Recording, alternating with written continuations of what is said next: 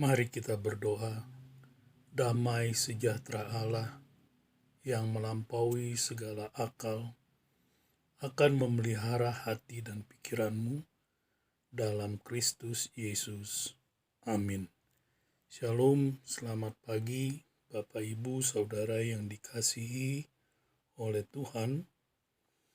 Pemberitaan firman Tuhan pada pagi hari ini terambil dari Kitab Ibrani pasalnya yang kedua, ayatnya yang ke-5 sampai dengan yang ke-18.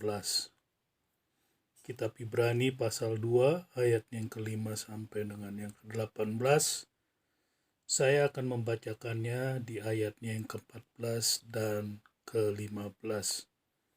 Demikianlah firman Tuhan, karena anak-anak itu adalah anak-anak dari darah dan daging, maka ia juga menjadi sama dengan mereka dan mendapat bagian dalam keadaan mereka, supaya oleh kematiannya ia memusnahkan dia, yaitu iblis yang berkuasa atas maut, dan supaya dengan jalan demikian ia membebaskan mereka yang seumur hidupnya berada dalam perhambaan oleh karena takutnya kepada maut.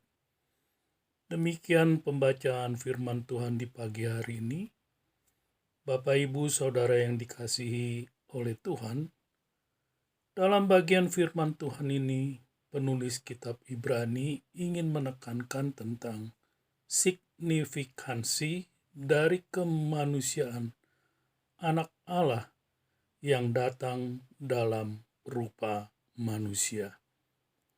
Allah dalam pribadi Putra yang kekal telah menjadi seorang manusia yang fana, yang terdiri dari daging dan darah, yang tanpa kemanusiaannya yang penuh, misi penebusan umat manusia dari dosa sama sekali tidak mungkin.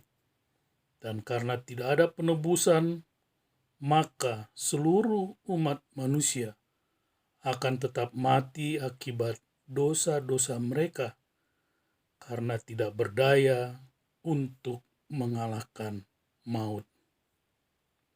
Bapak, Ibu, Saudara yang dikasihi oleh Tuhan, Alkitab dengan tegas mengatakan bahwa upah dosa adalah maut, yaitu kematian rohani dan jasmani. Dan akibat dosa itu juga manusia hidup di dalam ketakutan, dan hal itu sangat menyiksa hati manusia. Konsekuensi besar dari kesejatuhan manusia ke dalam dosa di Taman Eden tidak dapat dibayangkan sebab memiliki implikasi kepada seluruh umat manusia. Hanya darah anak manusia yang sempurna, yang tidak bercacat, yang dapat memenuhi tuntutan hukum dengan sempurna, yang dapat menyelamatkan umat manusia yang berdosa. Sebab hanya melalui kematiannya yang penuh dengan kerelaan untuk menyerahkan nyawanya menjadi syarat sebagai pembayaran yang sempurna. Alkitab berkata, supaya dengan jalan demikian, yaitu kematiannya, ia membebaskan mereka yang seumur hidupnya berada dalam perhambaan oleh karena takutnya kepada maut. Bapak, Ibu, Saudara yang dikasihi oleh Tuhan, karena adalah sesuatu yang tidak mungkin bagi Tuhan sendiri untuk menebus umat manusia, karena Tuhan adalah roh dan dia adalah makhluk yang kekal dan tidak terbatas. Sedangkan manusia adalah makhluk yang diciptakan.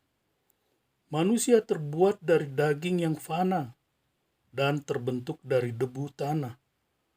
Umat manusia adalah makhluk yang terbatas dan berdosa.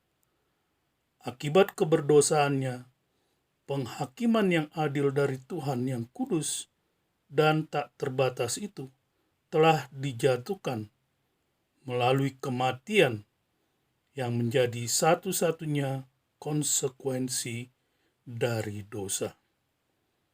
Tetapi puji Tuhan, Allah di dalam kasih karunia-Nya menunjukkan kasih-Nya kepada kita ketika kita masih berdosa.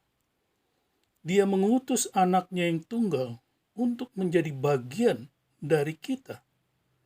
Anak Allah yang kekal menjadi daging yang fana dan berbagi dalam penderitaan dengan kita, sehingga umat manusia yang jatuh, yang menolak Allah dan diperbudak oleh dosa, dapat ditebus dari konsekuensi dosa, yaitu kematian rohani, kematian fisik, ketakutan akan kematian, pemisahan kekal dari Bapa, dan penghukuman yang benar dari Allah yang kudus.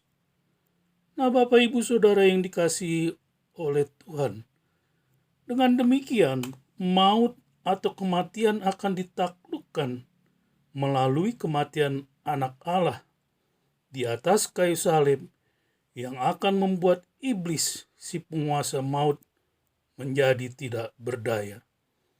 Sebab melalui kematian Tuhan yang berinkarnasi, Ia mengalahkan kematian dan meniadakan kuasa maut atas Anda dan saya.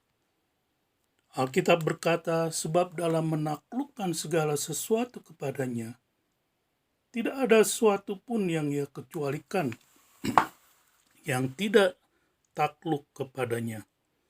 Tetapi sekarang ini belum kita lihat bahwa segala sesuatu telah ditaklukkan kepadanya.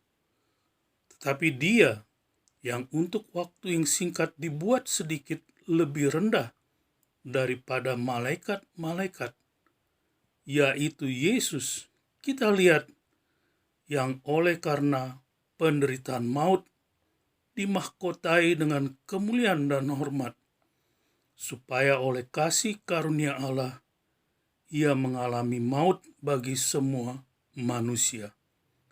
Itulah sebabnya maka dalam segala hal Ia harus disamakan dengan saudara-saudaranya, supaya Ia menjadi imam besar yang menaruh belas kasihan dan yang setia kepada Allah untuk mendamaikan dosa seluruh bangsa. Selamat beraktivitas. Tuhan Yesus memberkati. Bapa, kami sungguh bersyukur untuk firman-Mu, bahwa pengorbanan anak Allah yang begitu mulia telah membebaskan kami dari kuasa maut dan dari perbudakan dosa. Terima kasih ya Tuhan.